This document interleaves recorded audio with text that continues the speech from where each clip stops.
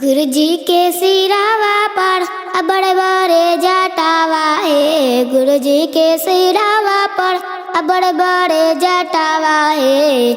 गुरु जी के लीलहरा पर बड़न चंदनावा है। गुरु जी के लीलहरा पर बड़न चंदनावा है। गुरु जी के गलावा में असड़फ के मालावा है। गुरु जी के गलावा में असड़फ के मालावा है।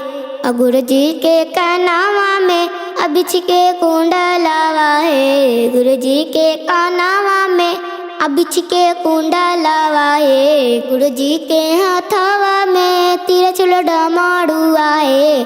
गुरु जी के हाथवा में तिरछुल डमरुआ है। गुरु जी के अंगवा में मिर्गा के चलावा है। गुरु जी के अंगवा में मिर्गा के चलावा है। गुरु जी के पेड़ों में झुनफी कड़ौआ है।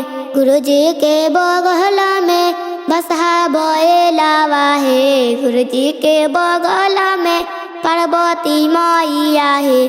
गुरु जी के बगल में गणपत लाला नावा है। गुरु जी के बगल में गणपत लाला नावा है। गुरु जी के बगल में गणपत लाला नावा है। गुरु जी के बगल में गणपत लाला नावा है। एक बोलिए शंकर भगवान की जय।